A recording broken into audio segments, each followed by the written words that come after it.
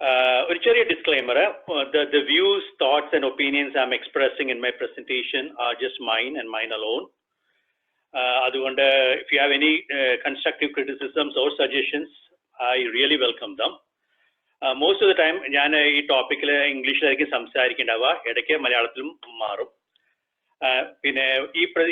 particular topic materials refer. That includes articles, opinion columns, books, research publications. But I'm not able to quote and cite each one during my talk. So, we are not talking about feminism today, but we are talking about the significant role of femininity in Hinduism. And what we're going to do is we're going to just handpick a few examples on the go, talk about it, and to see what sparked the interest. This is a subject. അതുകൊണ്ട് നമുക്ക് എല്ലാം cover ചെയ്യാൻ പറ്റും തോന്നുന്നില്ല ഈ 45 മിനിറ്റ്സിൽ. പക്ഷെ എന്തൊക്കെ ചെയ്യാൻ പറ്റുമോ അതൊക്കെ we are going to try it. അപ്പോൾ സാധാരണ ഒരു ഡിക്ഷണറി എടുത്ത് നോക്കിക്കഴിഞ്ഞാൽ ഈ ഫെമിനിറ്റി എന്താണെന്ന് നോക്കിക്കഴിഞ്ഞാൽ അതിനവർ ഡിസ്ക്രൈബ് ചെയ്യുന്നത് the qualities or attributes regarded as characteristics of A woman. അപ്പൊ എന്തൊക്കെയാണ് ഈ ക്വാളിറ്റീസ് ആൻഡ് ക്യാരക്ടറിസ്റ്റിക് നോക്കിക്കഴിഞ്ഞാൽ നമുക്ക് പറയാൻ തുടങ്ങി ഒരുപാട് പറയാൻ പറ്റും. പക്ഷെ നമ്മൾ ചിലത് കയ്യിൽ അടങ്ങുന്ന മാത്രം നോക്കിക്കഴിഞ്ഞാൽ നമ്മൾ ഈ particular topic നമ്മൾ ചെയ്യുന്നത് ഒരു ന്യായമായിരിക്കില്ല. So there's a lot of qualities which I want to cover in this small talk. അതുകൊണ്ട് I'm not going to go and start explaining it. പിന്നെ അതുപോലെ നമുക്കെല്ലാം അറിയുന്ന ഒരു സിമ്പിൾ വേർഡ്സ് ആണ് ഹിന്ദു. ഹിന്ദു എന്ന് പറയുന്നത് നമുക്ക് എല്ലാവർക്കും അറിയാം. പണ്ട് പേർഷ്യൻസിന് പ്രൊനൗൺസ് ചെയ്യാൻ പറ്റിയില്ല, സിന്ധുവിനെ പറയാൻ അവർ ഹിന്ദു എന്ന് പറഞ്ഞു എന്നറിയാം.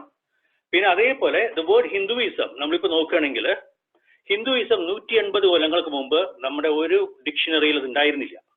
കാരണം 180 years back, the Britishers coined the word Hinduism from the word Hindu, which existed for 1,800 years.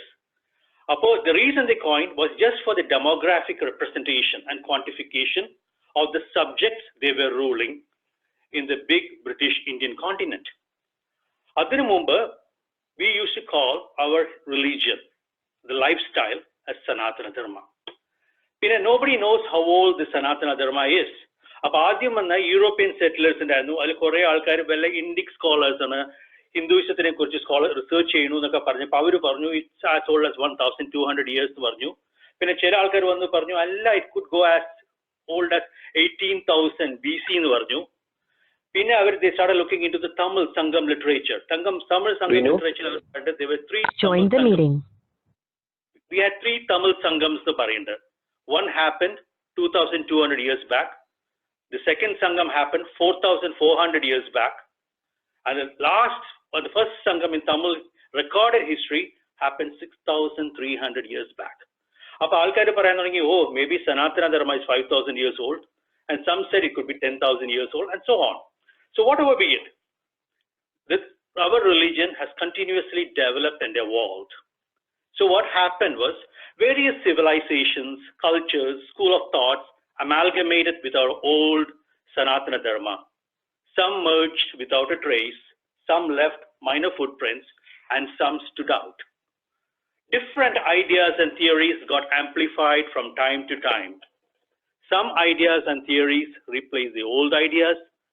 Some ideas flickered and just rippled over, and some merged and started to coexist. That is the beauty of our religion, Sanatana Dharma. Nothing is rejected. Everything is absorbed, sustained, transformed, morphed, and celebrated. This is very unique about our religion before we understand anything. I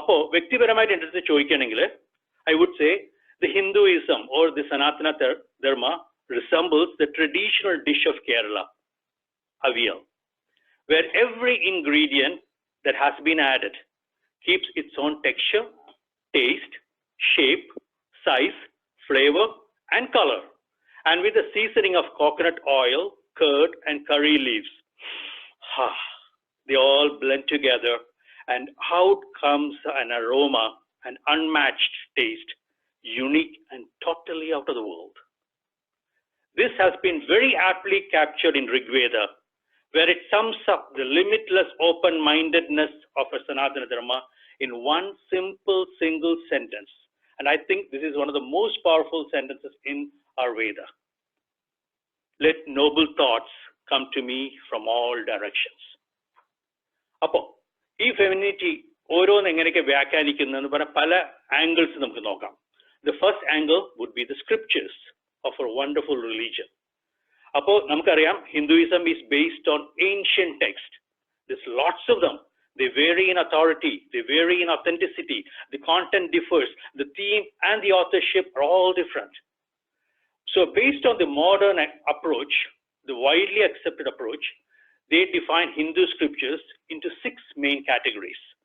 പണ്ടത്തെ നോക്കുകയാണെങ്കിൽ അത് മൂന്നെണ്ണായിരുന്നു, പിന്നെ അത് 4ആയി. പക്ഷേ ഇപ്പം now most of the Indian scholars agree it can be divided into 6 main categories, and the 6 main categories are Shrutis, Smriti, Itihasam, Puranam, Agamam and Darshanam. So Shruti പറഞ്ഞ അപൗരുഷേയം, അതായത് it's not created by a man. Anand Prabhakar join the meeting. Revealed. So when we look at it, it's an unquestionable truth and eternal philosophies being expounded here. All the Vedas belong into one group. Namakariam, Veda was one single unit. Veda Vyasa classified that into 4 subdivisions. And that's how Krishna Dvaipayana got the name of Veda, Vyasa. Vyasam nu paranjal, someone who classifies it. Angane Rig Vedam, Yajur Vedam, Sama Vedam, Atharva Vedam, Manna. And all these Vedas are again subdivided into 4 subgroups. Sabu nammal short form itu parayum. Samhitas, Aranyakas, Brahmanas and Upanishad. And the Shrutis in total contains approximately 200 Upanishads. Adile 18 of them are very popular because pala aalkar adine kurichu bhashya ezhudinde vyakyanam cheyidundu. And our Shankara Bhagavad Pada was one of those instrumental persons to do that as well. Then comes the second category in the Hindu scriptures, which we call as Smritis. Smriti, that's something that's been remembered. It's basically a supplementary of nature, and it was written to help people to conduct their lives, their spiritual duties and the worldly duties. Then the third one comes Itihasam. Iti ahasa, the way it was. There was a lot of profound philosophical information that's contained in Shrutis and Smritis. So what people did was they started to narrate them in one single detailed story. And when they were narrating them, they did add a little bit of fantasy or mythical elements. And that's how the Itihasam took the shape. So we have 2 main Itihasam, Mahabharatam and Ramayanam. Then comes the Puranas. The Puranas, what they do is they do convey the truth of the Veda, but they say that in different small snippets or short stories. And these short stories may or may not be interconnected. And they are non-recurrent characters too. Adana Puranasanam Itihasanum main difference. Pinna Puranathil nokkanengil oruvaadu Puranangalundu. Appo they have grouped that into 18 Mahapuranas or great Puranas, 18 Upapuranas or minor Puranas, and there are countless other small Puranas. Ee ambalthilthe sthala Puranangalokke anganthe varuna. Then comes the Agama Shastrangal. These are basically used for the construction of temple, the rituals, the rites, adine kurichokke describe panna, and there are 108 Agamas. Then comes Darshanam.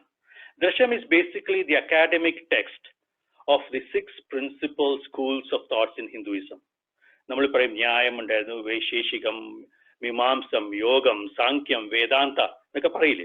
അപ്പോൾ അതിൻ്റെയൊക്കെയാണ് ഈ ദർശനങ്ങൾ പലതും വന്നത്.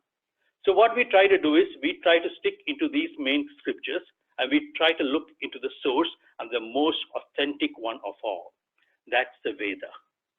So when you start looking at Veda, the Veda equivocally states that the woman during the Vedic time enjoyed a reasonably high status. If you take the first classification of the Veda, Rig Veda alone mentions 40 plus names of goddesses. The Veda asserts that the feminine as a supreme principle behind the cosmos. The Vedic women were very elite. They received initiation. They were studying in Gurukulas. And the best part was during the Vedic time, the Gurukulas were co-educational. And the women, they graduated and they acted as priests.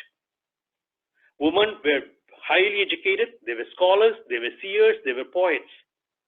Vedic women had equal rights with men in every aspect, and they were treated as equal partners and friends. And even when you look at all the Vedic rituals, whenever you have a domestic religious ritual, a husband has to be accompanied by a wife. And if you look into Veda in greater detail, you find a group of people called Brahmavadinis. These are religious women who wear the sacred thread or the punul. They perform the religious rituals just like an Agnihotra Brahman, and they recite the Vedas. That's how powerful we kept them. And we would have heard this definition from Vedas a lot. Brahma Jnanam Aranjavan Brahmanan. So that was a classical definition used to define who a Brahman exactly is. Someone who knows the ultimate truth. In Vedic times, the woman had a choice. She could choose a life of domestic bliss through marriage, or she could go with an intellectual or a philosophical attainment through Vedic studies. And this choice was completely hers alone. In Vedic text, you hear a lot about widow remarriage. It was highly encouraged, it was highly allowed, and it was very common. During the Vedic times, they talk about promiscuity. They had affairs. They had extramarital relationships. So all these things have existed during the Vedic time. Then you try to look at what an Atma is. So when you look from a perspective and try to define Atma, our scriptures say Atma or soul is genderless, it's formless, and it's nameless. And Vedas state that the gender, the masculine gender or the feminine gender by which we associate a person comes from flesh. So that's why the Veda goes to one step up, and it says the enlightened people see the flesh purely in functional terms as Atma, and the unenlightened values the male flesh over the female flesh. And when you look at the end portion of the Veda, the Vedanta clearly states Ishvara is Brahman. Brahman is neutral gender, Napunsakalinga, and it can now never be defined. Brahman is viewed without any personal attributes, and that's what we call as Nirguna Brahman. So when a devotee, he tries to conceive this formless attribute, it's very difficult for the devotee to concentrate or to comprehend. So the devotee started creating a concept of Ishta Devata in his mind. And he started giving a lot of personal attributes to the Nirguna Brahman, and this Nirguna Brahman started becoming a Saguna Brahman. And that's how the Purusha and the Prakriti are explained in our scriptures too. So they talk about the two main principles during the creation of the cosmos. They say matter is Prakriti and the spirit is the Purusha. So life is conceived when the spirit fuses with matter. Or in other words, when Purusha merges with Prakriti, it manifests into all the living and the non-living things which we see all around us. And wherever you go through the Vedic text, our Vedic scriptures never make any mention about any original sin. Our Vedic gods never state that a man shall rule over woman. And if you look at the Vedic text, there were four main things that made the woman divine. They were the chastity, fertility, seduction, and sacrifice. So it's the four spectrum you see there. And they never confined female or the identity of female in one singular box. So from whatever point you look at it, be it the economical, sociological, anthropological, psychological, and philosophical, women in Vedic times were held in very high esteem. So with that idea in mind, let's look at the Trimurtis we see in our Hinduism. Almost every god in the Hindu pantheon had a feminine companion. So let's start with the Trimurtis, the creator, the sustainer, and the redeemer. Let's look at the creator now. The Brahma. Brahma, the creator, is paired with goddess Saraswati. Mata Saraswati, she is the mother of all Hindu scriptures. She rules creativity, knowledge, and governs our speech. That's why we always call her Vagdevi. Brahma creates life only in conjunction with Saraswati's attributes. Saraswati completes Brahma. Vishnu is a sustainer. His consort is Lakshmi, goddess of prosperity and abundance. To sustain, one needs spiritual and material wealth. Lakshmi completes Vishnu. Now let's look at the last among the holy trinities, the Redeemer, Lord Shiva, the Rudra. Shiva, the destroyer of illusion and negativity, represents the third trinity. His partner is Parvati. Parvati is Shakti, the divine feminine energy. The word for strength and power in our Hindu Sanatana Dharma is feminine, Shakti. And it says all male power is derived from feminine.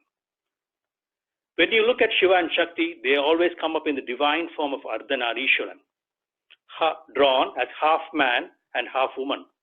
The right side is Shiva and the left side is Parvati. Why is Shiva on the right side?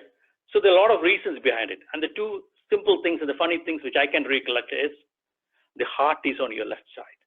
It is the seat of all emotions and instincts. That is where the Parvati Devi is. Or look at the picture of Shiva and Parvati. The right side is Shiva. The right side of the body is controlled by the left hemisphere of the brain. And the modern science confirms that that is the seat of logic. So now we know why Parvati is on the left side. So whatever be it, the purpose here is to show and to say that the divine consists of both male and female, and both the genders are equally important to balance each other. They are complementary. Neither pole is superior to the other. And when you look at all the things in one particular encompassing style, now we realize that the Parvati completes Shiva. Now let's look at the temples, the idols, and the female forms. In Hinduism, females command the highest forms of divinity, be it the scriptures, the texts, or the teachings, or the idols you see in the temples. When it comes to the deities, the Hinduism, especially the goddess, the feminine characteristics of the goddess are with such exuberance and complete expression. Many temples in India and throughout the world display the divine union of the masculine and feminine, depicting these two in a very highly synchronous state or in a state of eroticism. And that is basically to drive the point that the universe has to be balanced with both the male and the female energy. The Sanskrit word for the inner temple is Garbhagriha. The backbone of Hinduism is woman. They form the largest portion of the temple goers. If it is hard to believe it, next time when you are in the temple, look around. Or look around when there is a puja or a satsang or any temple festivities. Women keep the traditional domestic rituals alive, and they are the main source to pass on the culture and stories to the children. Now, let's look at how women in Hinduism are portrayed in our scriptures and in our Puranas. So when you call up or pull up a common man from the street and ask him to define what are the main characteristics of a man, he would say, oh, men are very aggressive, they're cerebral, they're self-promoting. And when you ask the same person from the street to explain typical characteristics of a woman, they would say, women are very nurturing, they are intuitive, they are mature, they are accepting, they are giving. So look at these 5 qualities: nurturing, intuitive, mature, accepting, and giving. These are precisely the feminine qualities that Hinduism says every Hindu should have to reach the state of divinity. Literary evidence in Hinduism suggests that huge empires and towns were ruined because a single woman was wronged by the state. There are a lot of stories to back it up. So let me come up with just 3 simple examples. Sita from Ramayana. The whole Lanka was destroyed. Draupadi from Mahabharatam. The whole Kurukshetra was in ruins.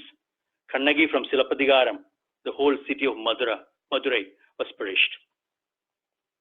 So let's look at the Hindu epics, the Itihasam, as we said, the Ramayana and the Mahabharata. Both these Itihasams show women in a very positive light. It's very bold, strong characters and roles. In fact, in both these Itihasams, it is the female characters that run the story and provide the necessary twist. Just imagine if Manthara wasn't there, Ramayana would have stopped long back. If Draupadi wasn't there, how boring Mahabharata would have been. And whenever we read the common newspapers or hear the satsangs, right, we hear three strong characters repeated all the time: Sita, Draupadi, Kunti. But take a minute and look at the rest of the strong female characters we have. It's a huge, huge list. Urmila, Uttara, Hidimbi, Mandodari, Savitri, Shurpanaka. And the list goes on and goes on. Every character has got such a strong presence and a character and reasoning behind the way they acted in every of the Itihasams. When male characters were on the verge of losing a battle or they were not equipped, it was all the female counterpart who pitched in and won the battle. Again, this has happened innumerable times. I'm just quoting three examples here. Naragasura Vadam, Mahishasura Vadam, or Raktabija Vadam. Then look at all the three best charioteers in our woman. There's lots of them, but the three best notable ones, just to give us an example, are women. Kaigeyi from Ramayanam, who helped Dasharatha. Satyabhama from Bhagavata Puranam, who helped Sri Krishna. And Shubhadra, Krishna's sister. So there are thousands and thousands of stories with strong, independent, bold female characters. I'm just picking another three more stories just to drive the point. And I'm just picking the stories which have been less told so that people don't find it monotonous or boring. It's a story about a lady called Sulabha. She was a nun. She was challenged by the great sage and the king Janaka of Mithila. She declared that the soul has no gender and she is not inferior to anyone, and she chose not to marry. King Janaka suddenly had an anti-woman argument in his mind, and he debated with Sulabha. And King Janaka, the Vedantic scholar, lost the debate with Sulabha. Then comes the Yoga Vashishta from Chudala. She was a queen, a yogini, who used her powers to shapeshift, and also she practiced the astral body projection. And she and her husband had a great debate, who's better. And she proved to her husband that the woman, their intellects can surpass men most of the time, and they can be gurus, and they can excel their spouses. Look at the third example of Kundalakeshi. She was a very strong-minded, beautiful woman, and she comes in one of the greatest epic written by Nathakotanar in Tamil. It's called from the Aimberunkapiyangal, the five great epics called Kundalakeshi. Now let's look at the Shakti tradition. In Shakti tradition, conceives God as a female. The feminine energy, they say, is responsible for the growth of vegetation, animals, and human beings. This particular energy is responsible for the chalanam, or the movement, the orbital spin, the revolution of the planets, the blowing of the winds, the ocean currents, the tides, the heat of the fire, the brilliance of the sun, or in very essence, the very life force of all living beings. Shakti tradition says, without the presence of Shakti, the divine feminine energy, everything comes to a standstill. Let's look at another example, Bhakti movement. Bhakti movement came out as a protest against the Brahmanical monopoly. The movement brought religion and spirituality to the marginalized classes. Women and lower caste individuals joined the movement and they expressed themselves. They had no inhibitions. They broke all societal rules and stereotypes. When the upper class people closed the temple doors, they didn't bother. They carried the Lord in their heart. There were hundreds and hundreds of notable characters in Bhakti movement. Again, to name three, Mirabai, Akka Mahadevi, and the wonderful Andal from Tamil Nadu.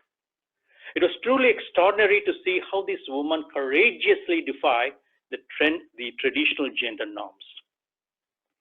Now, let's look at the names and the greetings which we normally hear in North India. They wish you Jai Sitaram, Jai Radha Krishna, or Jai Gauri Vallabha. What do we find in common here? Sitaram, Radha Krishna, Gauri Vallabha. The female name precedes the male name. So let's look at the names. Three commonly used ones in North India. Devaki Nandan, Uma Maheshwaran, Lakshmi Narayanan. Devaki, Uma, Lakshmi. Again, the female names precede the male names. Every hero in our Hinduism scripture is addressed as the sons of their mother. Look at Arjuna. Most of the time he's referred to as Kaunteya, son of Kunti. Look at Krishna. He's referred as Devaki Putra. Look at Hanuman. He's called as Anjana Putra. So in Hinduism, there is no restriction that the sons must be named after the father. Prominent royal dynasties were named after women. Chandravamsham owes its origin to Ila, the daughter of Manu. The Hindus from the Vedic times show deep reverence to earth as mother goddesses. From the most ancient times, rivers, mountains, hills, the sky, and in fact, the whole earth has been respected as a body of goddesses. Take examples of Shiva Puranam, the Shakti Peedam. Shiva, when he found that the Sati is no more, he carried Sati's body and started roaming the universe. Lord Vishnu was very much worried. He cut Sati Devi's body into 52 body parts using his Sudarshana Chakram. Sudarshanam. Something that gives it in a true meaning or a true light. And it is said that the Sati's body pieces fell at 52 different locations and become these sacred Pedas. Our scriptures don't stop there. It states that the mother is considered 1,000 times more venerable than the father, and the mother has more rights and control over her children than the father. One would be hard-pressed to find a work anywhere in our Hindu literature where there is not at least one mention of feminine power. So, the female discrimination and the degradation we find in our circles in society today is all man-made. Look at the weddings. When you look at the Hindu weddings, elaborate, extensive Hindu weddings and rituals were done. And they were done purposely to show the spiritual significance of a marital bond. Again, let's take three simple examples. Meenakshi Parameshwara Kalyanam, Sita Rama Kalyanam, or Parvati Shiva Swayamvaram. When you take these three examples, you understand that when you look into the deeper meaning of it, our scriptures say, without a woman by the side, a man is forbidden from performing yajnas, especially if he's a married woman or a grahastha. And when a woman gets married or during marriage, the woman is always referred to as Saubhagyavati because she is a bearer of good fortune for him. So that's why in the ancient Vedic India, woman's desire was considered more important than the wishes of a family. Women had the right to choose their husbands. And that's how the concept of Swayamvaram came. And even look at it, even now, even we don't have the Swayamvaram. There's a typical simple exercise which we do in most of the Hindu weddings is the girl garlands the boy first. She picks the boy. It's not the other way around. And when you start looking into the Vedic Hindu marriage, we call it Saptapadi. It has got a very deep feminine meaning and a side of it. After tying the Mangal Sutra, the newly wed couple take 7 steps around the holy fire. And during each step, they chant one mantra. And it goes like this. Let us carry out our societal duties and responsibilities together. Let us both develop our mental and spiritual powers. That's the second step. When they make the third step, they say, let us increase our wealth by righteous and proper means. On the fourth step, they say, let us acquire knowledge, happiness, harmony, respect, and trust. On the fifth step, they say, let's be blessed with virtuous, heroic children. And the sixth step, they say, let's be blessed with long lives. And the seventh and the last step, they say, let us remain true companions, committed to each other. Then there's another wonderful samskaram called Ritukala Samskaram. That's a coming of age. That's a period when the girl marks a transition into womanhood. It was an accepted custom and celebration because the old Hinduism worshipped fertility. There was no bias. There was no stigma, no taboo. Our scriptures state fertility makes woman, the earth, and the goddess divine. Look at the other different facets of Hinduism and other subgroups. Let's go a little bit of different things as time permits. Let's look at Tantra. Tantra declared the woman to be superior to men. And here in Tantra, they went a couple of notches high. In the practice of Tantrism, body and senses were viewed as the vehicles of salvation. Women were the embodiment of essential theological principle, and they were necessary during all religious and ritual practices. And they acted as gurus for men in the spiritual development. Look at the Saundarya Lahari, which we describe as the addiction of beauty attributed by Adi Shankaracharya. Adi Shankaracharya in Saundarya Lahari details a magnificent radial form of the Devi as a queen of the universe. He reveals the meaning of a form as a Sri Yantram, the geometrical pattern of energies along with the inner workings of the universe. Let's look at the Sri Vidya school of thought. That's where the Tripura Sundari word comes from. Tripura Sundari, the beauty of the three worlds, is envisioned as a Raja Rajeshwari. And she unites all aspects of goddesses who holds the key to all knowledge, powers, and supreme creator.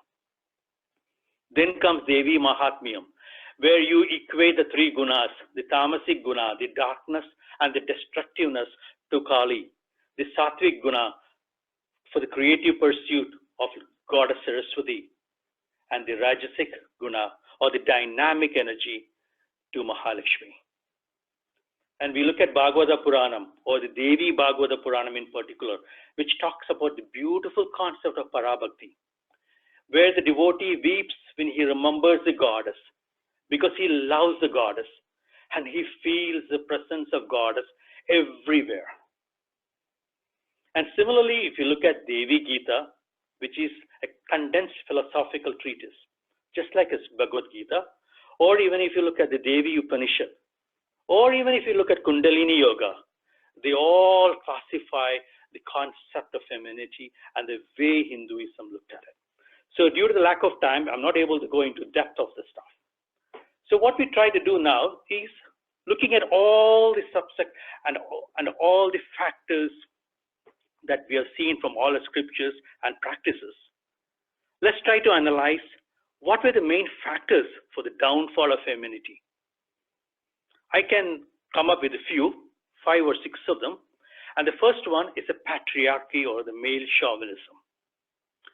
It's a feeling that the male gender had, saying that the male gender is superior and wields more power. An erroneous concept the males had, where they thought they outsmarted the females in ability and intelligence. So the males purposely started to exclude women, and the women were completely left out by a group of men. And there was something else that added during the time. So during that time, back in the olden times, there was a lot of wars, and we were a warrior race. So men had to go for war, and most of the men perished in wars, and women outlived men. Men were in short supply. Then what also happens is when you look around, when you look at the male child, the survival rate or the probability of a male child going through famine or the probability of a mortality of a male child during childbirth was very, very low. The females had better chances during survival during a famine or a childbirth or through any genetic disorders which affected most of the males. So what happened at the outset was there was a shortage of male children. The demographics was completely skewed. The male to female ratio was not balanced. So there was a new concept which gave birth a preference to males because they wanted more males in the society. And so an androcentric view of male came into the Hinduism fold. And Swami Chinmayananda beautifully describes it. He says, look at an individual. When an individual is being exposed to this, his സ്വഭാവം മാറും. When the സ്വഭാവം മാറുമ്പോൾ ആ വ്യക്തിയുടെ സംസ്കാരം മാറും. അപ്പോൾ ഒരു വ്യക്തിയുടെ സ്വഭാവവും മാറി സംസ്കാരവും മാറി, then he starts to affect the people in his household. Then he starts to affect the people in his neighborhood. So the household ആൾക്കാരുടെ സ്വഭാവങ്ങളും സംസ്കാരങ്ങളും എല്ലാം മാറാൻ തുടങ്ങും. Then slowly the neighborhood starts to change. Then it affects the entire society. The culture of the entire society changes. And when the culture of the entire society changes, we call it Samskriti Mari. The whole Samskriti changes. And a new tradition is born. And that's how the patriarchy and the male chauvinism through years started coming up and took a different form. The second concept which I can think about is the social and the economic hierarchy. There was a religious socio-economic hierarchy. We had a concept called the Varna scheme. And the Varna scheme, we had 4 different ones, as we all know: Brahman, Kshatriya, Vaishya, and Shudra. And it was not based on birth. Brahmanyanam, Arinyavan, Brahmanan. Angane Vedathil polam paranjirikkunnu. Then what happened was in the year 1498, Vasco da Gama came from Portugal with a group of people who were jailed there. And when he came there, they saw this wonderful varnashram. They couldn't make a sense out of it. And in Portuguese language, there's a word called casta, C-A-S-T-A. Casta basically means lineage, breed, or race. So the closest meaning the Portuguese could find for a varnashram was casta. So they started calling varnashram as casta. And when the Britishers came, they never had a word in English vocabulary to explain this. So they borrowed the Portuguese word casta and they named it caste. And when people were doing it, some of the people in Indian societies started to feel they could control education, they could control land, they could control wealth using this newly formed caste system, which was an extension or a different version of varnashrama. So a rigid hierarchical society started coming up. The power and the material resources were evenly distributed. Nepotism started to come. Favoritism started to come. Gender discrimination started to come. And that was the time where the Hinduism had a new set of new schools coming into it. There was a new school called Mimamsa. Mimamsa basically means a critical investigation. When this school came up, this school started to borrow lots of ideas and thoughts from Jainism and Buddhism. And in Jainism in particular, female body is considered inferior to a male body. Injunctions were given to the masculine form. And a lot of groups or a lot of rituals did not include women. So when Mimamsa came, they started borrowing all these characteristics or ideas from Buddhism and Jainism. And what happened in Hinduism was, for people who followed this Mimamsa, women were not initiated. They said women could not own property. They said women could not offer sacrifice. These did allow the woman the joint responsibility. Then they gave a different meaning to the 4 Purusharthas: the Dharma, the Artha, the Kama, and Moksha. They said if you want to have spiritual liberation, Moksha, you need to have control over your Artha and Kama. And Kama or lust was the biggest hindrance. So instead of cleaning them or controlling them, they started to find fault with the female gender. And they started to suppress them. Then our Smriti documents were to blame as well. Because Smriti, unlike the Shruti documents, are not a valid source. If you look at our Vedic scriptures clearly state Smriti is something you have heard, is humanly authored, not like Shruti, which has been divine. Smritis are humanly authored, they are contextual. They only apply to a specific time period. They only apply to specific site conditions. They only apply to specific social conditions and only to specific geographical locations. And our scriptures clearly say Smriti document should be revised, edited, appended, or even annulled. So some people started to find a lot of historical information there, and they started to twist the terms defined. One such was Manusmriti, where there was a little mixed messages there, and it was pretty contradictory messages. They started mixing it, and they used it to their benefit. The last but not the least was the conquest and the influence the other Western religions and their lifestyle had on us. So look at India. India was attacked by Greek, the Huns, the Mongols, the Turks, the Arabs, the Persians, the Dutch, the Danish, the Portuguese, the French, and the British. Islam and Christianity started to spread. One religion said men are equal in the eyes of God, and they totally ignored women. The other religion said men are superior to women, and women can never be equal to men. Temples were razed down, funding was stopped. Anything that did not fit in the Abrahamic theology of these religions were mocked. Religious crusaders started to wipe out the culture and tradition. The followers of Sanatana Dharma were subject to harsh punishments. Forced conversions were common. Customs, traditions, the appreciation of femininity, which was totally unknown to these Western religions, were constantly ridiculed and ostracized. An unquestioning attitude started to come up. A rigid system was established. People started to abide by the rules due to sheer fear.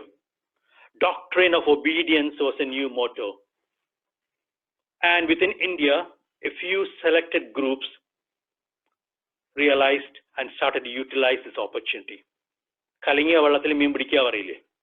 So they came up with a theory, a new demand on the society. So they placed their own group or their caste or their subgroups on the top of the food chain. And they started to discipline the rest of the people just due to the vested and selfish interest. Indians, by far and by nature, were highly submissive. There was lack of education, we need to blame, and the economic freedom, too. Caste and gender discrimination, skin color, religious and social status, patriarchy, male chauvinism started to raise their heads and start to dance and rule India. Asameta Swami Vivekananda paranja endoru brandalyanam. The feminist ideas of a religion were often ignored deliberately as people were scared and submissive, and a lot of them just wanted to fit in. So, as a conclusion, what I want to say is our wonderful Sanatana Dharma expounds the world around us as feminine, while the mind inside us is masculine. The world around is feminine, the mind inside is masculine. What a beautiful concept. This is what the Ardhanarishwara concept says. The Vedas clearly state the ultimate truth. Nature is feminine. Goddess embodies nature. Hindu gods and goddesses teach us many things about our outdated notions of gender. In Hindu deities, gender roles are often blurred, as femininity is not reserved for females and masculinity is not reserved for males. A lot of male sculptures look very feminine, and a lot of female sculptures look very masculine. In Hindu mythology, several goddesses are shown partaking in battles and wars, slaying their enemies, displaying aggression, punishing the evil, and standing up for justice, for dharmic values, and for what is right. These powerful goddesses did so much good and wield so much power that one can only be in awe of them. These women were not relegated to any domestic roles, nor were they excluded from any decision-making action. Consider how progressive we were. And all this happened at a time when men yielded all the power. Lakshmi, goddess Lakshmi, may be visualized as massaging Vishnu's feet in few photographs, but she will never be disrespected.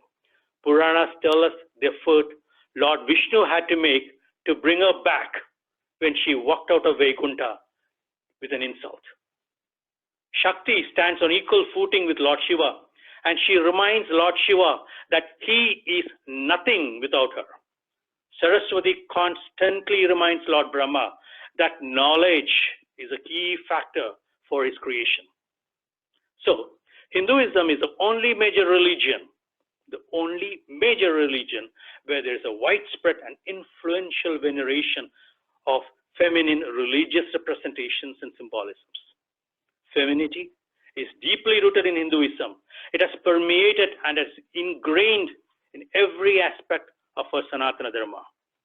Hinduism is a diverse religion with innumerable retellings, interpretations, customs, and practices that vary from era to era, region to region, community to community. So in the present world, we will find many instances, anecdotes, and stories that lead us to believe otherwise due to misinterpretations, false information, out of context quoting, and sheer ignorance. This often happens when there is a mad rush in the name of economic progress, control, and power.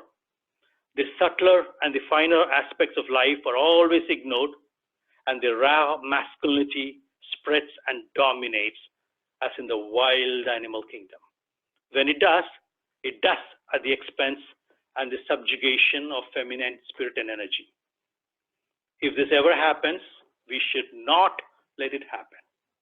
The wonderful concept of femininity in Hinduism will be lost forever. Everything that is beautiful, everything that is gentle, motherly, creative, and nurturing will vanish forever. The fire of life will be lost forever. It will spark the death of humankind, and it will be the end of a wonderful blue planet, Prithvi. That will be a terrible loss, and we will never be able to reclaim what we lost. So let's make sure that we tread on the right path, bring in the right information, and whenever we see any misinterpretations or out of context quotings, we stand for what is right and we expound the truth as we always did in our religion. And there ends my speech. And I took around 49 minutes. So I will open up for any questions you may have.